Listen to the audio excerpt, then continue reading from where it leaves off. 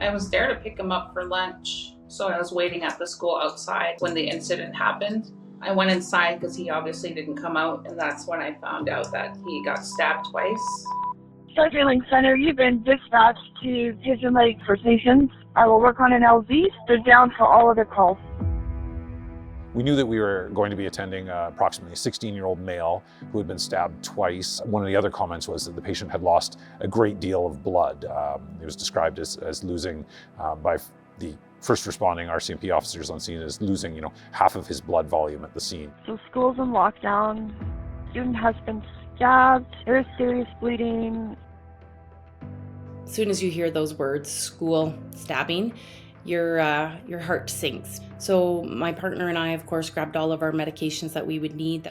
We ensured our blood was on board, and we ensured that our transport physician was aware that we were going out to a serious call. Yeah, the wound that was really catastrophic was actually to his femoral artery and vein. And as soon as that pipe is damaged and open, you lose the entire volume of fluid fairly quickly. And that's what happened in this case, is that, we've lost pretty much all of his blood volume at the school. The police wouldn't let me near him, so I didn't know if my son was alive or not. But as soon as I seen stars landing, I knew it was bad. When we landed on scene, we landed right at the school, which is also a different feeling to land at a place that's supposed to be safe for kids. Paramedics met us there. We walked into the ambulance, and my partner Justin and I looked at each other, and we thought, we're in a lot of trouble. He's in hypovolemic shock, almost cardiac arrest. So I think he's got an arterial bleed in there. Like I said, we're in bad shape. He'll need mass transfusion protocol when we arrive. Okay, I will make things happen. At that point, there was just a lot of moving parts to try to coordinate. So I got a hold of our charge nurse and activated what's called the massive hemorrhage protocol. And I also called the staff pediatric surgeon and asked him to get a hold of the anesthetist, hold an operating room. En route, we just gave him as much blood as we could. We gave him other medicines. We gave him lots of fluid. We tried to replace back all of the blood that was lost. And also where he was stabbed, we were holding pressure to make sure no more blood came out.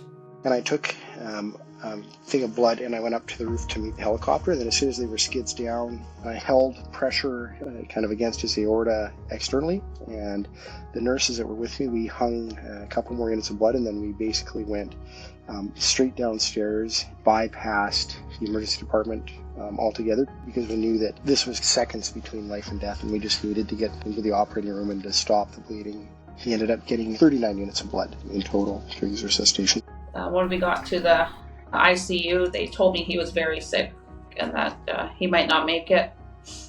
So I was prepared for the worst.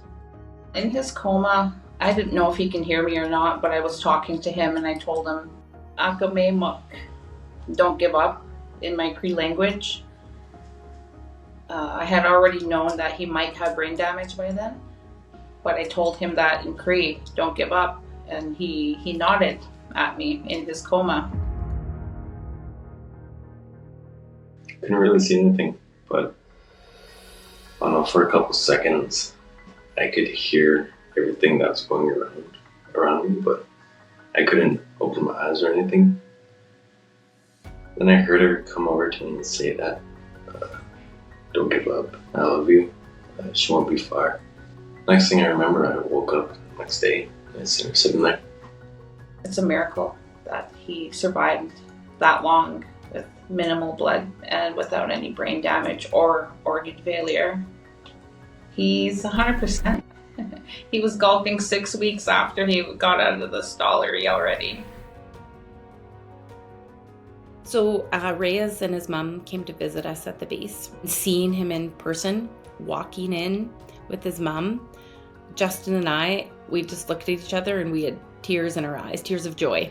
The amount of joy that we felt that day it's something we'll never forget. Because this is one of the career defining calls that you get where you've truly made a huge difference. So I know my partner and I, Shell, had thought and talked and discussed this call for months afterwards. So to see him come in that day was just a wonderful closure to the whole event.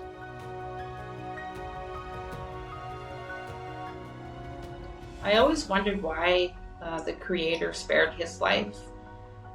But I realize now that maybe he was spared his life so he can help save other people's lives. I really appreciate, stars for saving my son's life. Without them, I don't think I would have him.